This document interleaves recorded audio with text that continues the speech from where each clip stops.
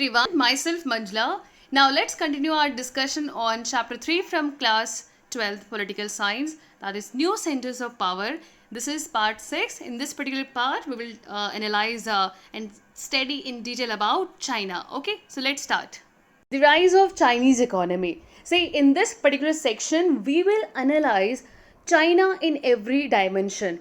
First we will look at its present status, right? Then we will discuss about its background, when it started, which model started after 1949 when it became the Republic of China after the Communist Revolution, right? What kind of method it adopted, what were the benefits of that method.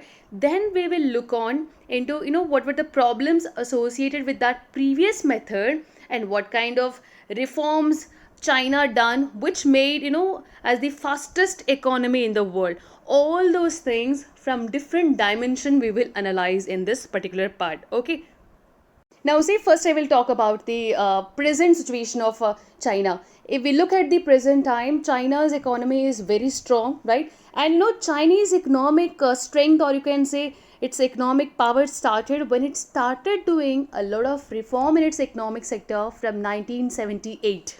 Okay 1978 में China ने बहुत सारे reforms किए थे which made it into a fastest growing economy in the world. And what, it has been predicted that China will overtake USA and it will become the world's largest economy by 2040. By 2040 USA को overtake करके एक largest economy establish होगा, right? It has been predicted. Okay, and China का जो economic integration है Asia में, of course in East Asia में, जहाँ पर जितना बहुत ज़्यादा वो इंटीग्रेटेड है in different location, East Asia में उसके इकोनॉमिक इंटीग्रेशन की वजह से it is now emerging as the driver of East Asian growth. पूरे ईस्ट एशियन ग्रोथ का एक तरीके से you can say it's a engine, it's a driver of East Asian growth. और because of its economic strength in its particular location, it can influence all the matters that is actually taking place over there. जो भी वहाँ पर matters होते हैं वो influence कर सकते हैं. It is now because it is a strong power in that place, so वो influence कर सकता है. So in that sense it is economically, politically emerging as a strong power in East Asian location, right? And let me talk about the strength of China with the help of map. You can see here the map of China. Okay, so China का strength क्या है? Of course the first one is that its economic strength. Then its population strength. As you all know that the largest population is there in China, right? So population ज़्यादा है तो of course human capital ज़्यादा है यहाँ पर, and labor की तो problem नहीं होगी, right? And then its resource, काफ़ी resource भी available है, and it's of course its regional location, its strategic location, and one more thing, its political influence. All these things apart from economic strength, ये सारे regions जो चीज़ें जो है actually it adds up its strength, right, which makes it powerful in this particular location. Now let's look at its background. Okay, from 1949. Now see, if I talk about the background of China, okay, China जो है, that is People's Republic of China, it established in 1949. Following the communist revolution under the leadership of Mao. You must have studied about communist revolution under the leadership of Mao. So the communist revolution के बाद this People's Republic of China established हुआ था. And at that time its economic model, that was based on Soviet model. जो economic system जो था, that was actually based on Soviet system. We have studied in second chapter itself that end of bipolarity में discuss किया था that Soviet model क्या है, that is socialism, communism के ऊपर based है. Of course यहाँ पर main चीज़ क्या है, that government controlled mechanism, right? Everything was controlled by the government. There was no privatization kind of things. Okay, so यहाँ पर भी Soviet model में establish हुआ था, and at that time Chinese background जो था, that was actually very very weak. And of course since Soviet model system में based था, तो it was not opposed to the capitalist system. Capitalist system के साथ बिल्कुल ही कनेक्शन नहीं रखा था चाइना ने. यू कैन से it was following the closed economy. Closed economy means China के अंदर ही डेवलपमेंट हो रहे हैं, उसमें बाकी ज़्यादा कोई बाहर से कोई और कंपनीज वगैरह वो इन्वेस्टमेंट नहीं करे. It's not like that the door is open, or you can say it's an open economy that all the countries, companies around the world, they can do investment over here. It's not like that. It was actually considered as a closed economy. Okay, so that kind of system they followed it. That is, you should remember that Soviet model they followed. Okay, and they were against this capitalist system, or you can say they cut off their connection with the capitalist world, right? And initially ये था कि जो Soviet model वो adopt कर रहे थे, at that time they took for the brief period of time they took aid from Soviets, and उनसे advice लिया, उनसे कुछ फाइनेंशियली हेल्प भी लिया था. Accordingly they try to revive their economy, right? Now इनके मॉडल क्या थे? What was the model they adopted when this People's Republic of China was established in 1949. से इनका मॉडल ये था that they wanted to create heavy industry sector from the capital accumulated from agriculture. Okay, agriculture was actually totally controlled by the government. Whatever the capital they produce, capital here means of course money, I'm talking in that sense. Okay, so whatever the money capital they produced from this agriculture sector, from that money they decided to make the heavy industry sector, right? That was the model that they adopted, right? And one more thing, heavy industries establish karna to definitely you require latest technology and various raw materials, goods from the world market. But उसके लिए आपको foreign exchange की ज़रूरत है. You need foreign currency in order to purchase all those things. But since China was following the Soviet model, it was opposed to the capitalist system, so foreign exchange, foreign currencies यहाँ पर आने के chances तो नहीं बनते, right? So what it done, China decided to substitute imports by domestic goods. Basically whatever the things required for its development, it decided instead of doing import. Okay, if this is the map of China, let's take this is the map of China.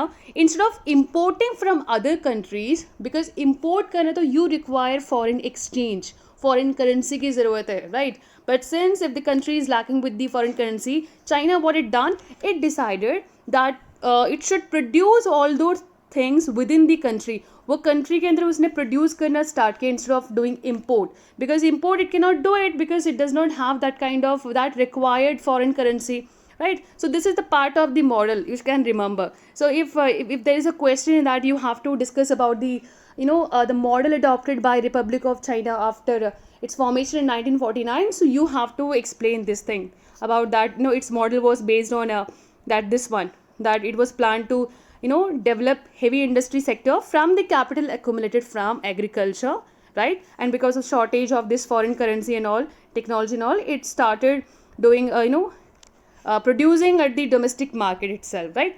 So इस model से बहुत सारे benefits हुए थे. Now let's talk about the benefit of this particular model. Now see, this model adopted by China after 1949, it had both dimensions, both negative and positive. दोनों चीज़ें थी. Now let's discuss about the first one, positive. Positive इसमें क्या थे? That this model allowed China to use its resource to establish foundations of an industrial economy on a large scale that it does not exist before. Okay, so resource को proper तरीके से China ने use किया and that led to foundation of industrial economy on a large scale. Okay, जब पहले जितना होता था उससे ज़्यादा बेटर तरीके से उसे establish किया था, right? And then it ensured that employment and social welfare was assured to the citizens, right? Employment लोगों को मिले and social welfare schemes को थोड़ा benefit provide करें, and of course it tried its level best, done much better than the other developing countries in educating its citizens, right? And providing them better health facilities for them. So this talks about, this shows the positive things about China's model. And one more thing, that because of this model, economy of the China was growing at the rate of 5 to 6%. पूरे साल में 5 to 6% annually इसका growth rate था. But here comes the negative point. अब negative point start होगा, right? Now, economy was growing at the rate of 5 to 6%, okay? But at the same time, China का जो population है, that was actually growing at the rate of 2 to 3%. Okay, so this 5 to 6% economic growth was not sufficient enough if we talk about the growth rate of population. Nearly 3%, 2 to 3% population growth and economy was growing at the 5 to 6%. So this is not sufficient. इससे ज़्यादा growth की ज़रूरत है, in order to balance both the things, economy and the population, right? And one more thing, agriculture production was not sufficient, agriculture में इतना ज़्यादा strongly ज़्यादा कोई प्रोडक्शन नहीं हो रहा कि जिससे वो सरप्लस जो भी कैपिटल जनरेट होंगे उसे इंडस्ट्रीज डेवलपमेंट के लिए यूज़ करें. That was not taking place, right. And we have seen in second chapter के जो सोवियत सिस्टम जो थे उसमें बहुत सारे क्राइसिस थे, बहुत सारे प्रॉब्लम्स थे. That led to collapse of this USSR, right. Same way China में ये जो एग्रीकल्चर प्रोडक्शन जो नहीं हुआ था एंड इंडस्ट्रियल प्रोडक्शन जो था, that was actually was not growing at the enough rate that was actually required as per the population growth. Okay, international trade तो बिल्कुल ही नहीं था. It was very very low. कुछ areas में available थे but that was very very minimal. Okay, and per capita income was very low. Per capita income, that is income of per person, that is very low in China, right? So because of all these negative things, a reform was done around 1970s, 78. That's why I mentioned earlier. तो इस particular time period में बहुत ज़्यादा reforms हुए थे. Now I will discuss about the reform. It's positive and negative, everything we will discuss. Now सीज 1970s में बहुत सारे जो रिफॉर्म जो गए थे, first one is that China ended its political and economic isolation with the USA. Okay, see basically as I mentioned earlier, it stopped its connection with the capitalist world, right? And USA is a capitalist country, right? So China ने अपना जो politically economically जो USA से isolate था वो, and of course with the other capitalist countries around the world, it now stopped that, and it started making good relation with them in order to gain benefit in terms of economic. Okay, so in 1972 it established a relation with United States of America. और जो वहाँ के premiere जो थे जू एनलाई, उन्होंने proposal present किया था. That is, proposal presented in front of USA and of course to the other capitalist countries around the world, that it wanted to modernize 4 different sectors: agriculture, industry, science and technology and military. See, it's a 4 modernization: agriculture, industry, science, technology and military together. Okay, so 4 modernization, 4 areas में it wanted modernization. Of course it means it is actually now inviting the other countries कि वो आके यहाँ investment करें, इन sectors में develop करें, अपने intelligence को use करें, right? So this shows that it is now opening its economy कि दूसरे countries आके यहाँ पर companies जो है capitalist countries है वो आके investment वगैरह करके यहाँ पर इन 4 sectors को वो modernize करें. Okay, so this was done in 1973, and see by 1978 उस टाइम पे जो एक लीडर जो थे Chinese politician Deng Xiaoping, he announced open door policy and economic reforms in China. Now it is clear that initially it was considered a closed economy. Now China is opening its economy. Now other countries, they can do the investment over here and they can develop the economy, right? So open economic policy that was done by 1978. And see, because of these changes, this open economy and all, in सारी चीज़ों का main aim क्या था, that that was to generate higher productivity by investment of capital and technology from abroad. Okay, दूसरे countries में जो भी different companies जो है, that they can do investment in China. They can do investment, of course, through capital and technology, in terms of money and in terms of technology के through वो different areas में investment करें, and that will generate the productivity in the country, right? So this was the reform done by China in 1970s time period, right? Now one more thing, keep in mind that China was not followed the shock therapy. As you can remember that in USSR, after the collapse of USSR, all those former USSR republics, उन सारी जगह पे क्या थे, shock therapy was done. Shock therapy means what, basically that was the transition period from the communist system to the capitalist system. यहाँ पर भी थोड़ा सा कैपिटलिज्म के वो चेंजेस, ट्रांजिशन हो रहे हैं, but China does not follow the shock therapy. Shock therapy में क्या था, that sudden changes were done in order to do the transition from communist to capitalism. Sudden changes थे, but China was done in a very patiently, it done reform in a very step by step manner, right? You can see here that it started doing privatization of agriculture in 1982 and then privatization of industry in 1998. Okay, it's not that everything was done in a same year itself. Agriculture and company, every privatization was done in single year. No, it done step by step. it acted in a very, very balanced way. And one more thing you can see here, it removed it, eliminated trade barrier in only special economic zone. Trade barrier जो था, that was only eliminated in economic zone, right? ताकि जो foreign investors हैं, that they can set up, they can do investment in this special economic zones.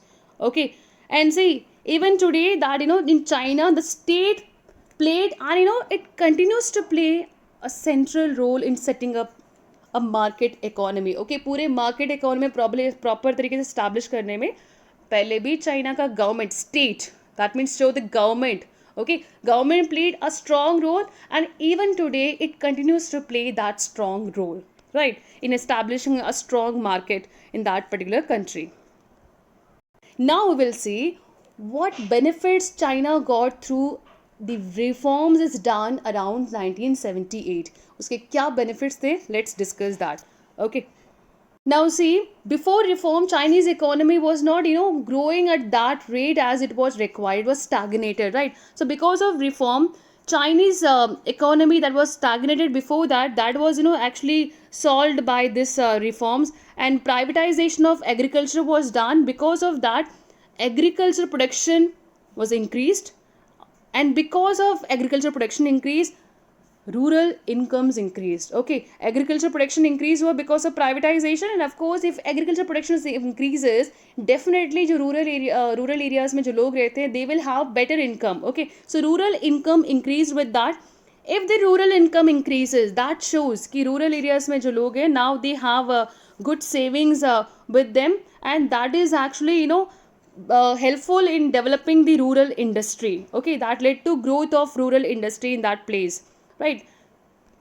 So in a short line you can say that because of these reforms, Chinese economy में जो main two sectors हैं, that is, industry and agriculture, that, grew at a faster rate than it was in past. Okay, and new trading जो laws और जो special economic zones China जो create किए थे, that led to जो trade barriers वगैरह remove कर दिए थे, that led to rise in foreign trade. अब foreign trade जो थे, that was increased with this, and China has become the most important destination for foreign direct investment. Foreign countries को investment करने के लिए China is now, attractive place for them. In terms of world में कहीं भी देखो, China is now, it is acting like an attractive place for the world. Okay. And one more thing, China के पास अब काफ़ी ज़्यादा, सिंस फॉरेन ट्रेड भी काफ़ी इंक्रीज हुए, दैट लेड टू चाइना के पास काफ़ी ज़्यादा फॉरेन एक्सचेंज रिजर्व्स है. Okay, foreign exchange reserves you can से, foreign currency that a government और सेंट्रल बैंक होल्ड्स, राइट. सो बहुत सारे फॉरेन एक्सचेंज जो है, that it has now more. With that money it now doing big investment in other countries. Okay, and China was, made part of this, or you can say, it joined WTO in 2001, and with that it result into opening of its economy in a very even more better way to the countries around the world.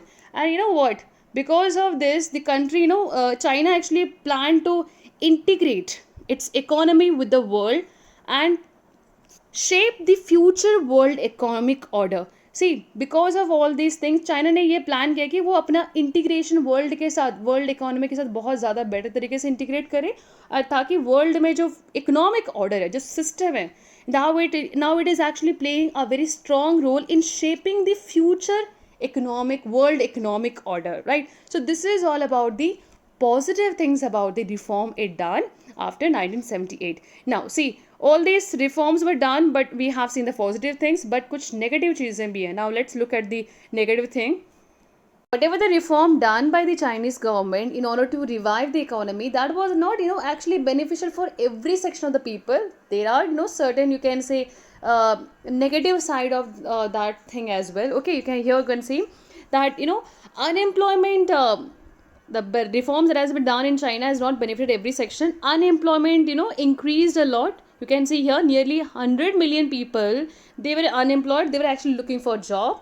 And if we look at the condition of female employment and condition of, their work was, as bad as in Europe as it was in 18th and 19th century. Okay, so Europe में जो 18th और 19th century में जो women के conditions थे, that kind of thing existed for female in China, राइट. So we are comparing with that 18th and 19th century की इतना ज़्यादा वहाँ पर सिचुएशन जो वुमेन का था, that was not that much good enough, it was that bad. Okay, then in terms of environmental बहुत ज़्यादा डिग्रेडेशन हुए थे, corruption increase a lot, and of course economic inequality between the rural and urban people who resided in a coastal area, inland province. Okay, so urban and rural population के बीच में जो economic inequality जो था, that increased a lot. Okay, so these are the negative things about, you can say negative aspect of reform, right?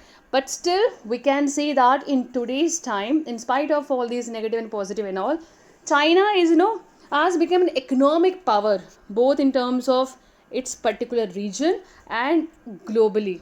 Okay, because of its economic integration and interdependency. Okay, China का जो जिस तरीके से उसने अपने economy को बहुत अच्छे से ग्लोबली इंटीग्रेट किया हुआ है, और जो इंटरडिपेंडेंस है, दूसरे कंट्री जो इकोनॉमी के सेंस में they are dependent on China, okay, for its development, right? Because of that, economics strong, China's economic power, China now has that kind of influence on trading partner. जो भी trading partners है वो उनके ऊपर influence कर सकता है, because of all those countries who trade with China, they actually depend on China for the economic development. बहुत ज़्यादा वो डिपेंडेंट हो चुके हैं. इन चाइना ने बहुत ज़्यादा अपने आप को वर्ल्ड ग्लोबल इकोनॉमी में इंटीग्रेट कर चुका है, राइट. And because of all these things as well, what happens, China के जो डिफरेंसेस एग्जिस्ट करते हैं, जो डिफरेंट इश्यूज जो हैं एग्जिस्ट करते हैं between Japan, USA, ASEAN and Russia, ये जो कंट्रीज़ जो हैं, and of course one organisation ASEAN, इनके चाइना के साथ थोड़ा सा काइंड ऑफ सम इश्यूज भी एग्जिस्ट करते हैं. But still they don't take into consideration, they try to avoid those things, because actually they are actually economically dependent on China, right? So wo jo differences hote hain, they keep it aside, right?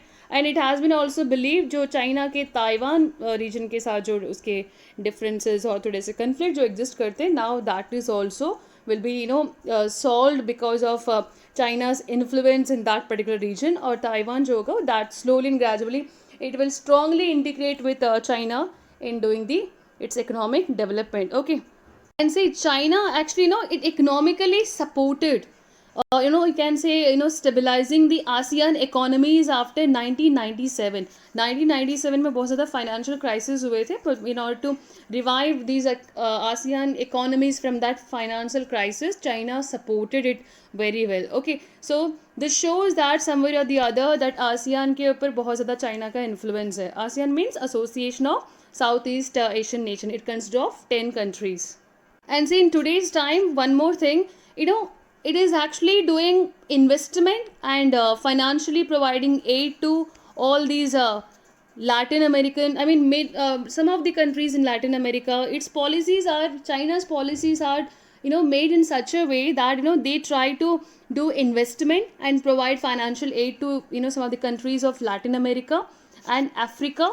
And because of that, this China is actually emerging as a global player on the side of developing economies. Okay, China being a developing country, it is actually through its policies बहुत ज़्यादा वो अभी investment कर रहा है in Latin America and Africa, investment भी कर रहा है, and at the same time it is actually providing financial aid to them as well for their development, because Latin America and Africa में बहुत ज़्यादा developing या कुछ underdeveloped, least developed countries exist करते हैं, right? So there, by providing by doing investment, by providing financial support to them, it is actually emerging as a global player, right? Being a developing country, it shows that it shows the strength of Chinese economy, right?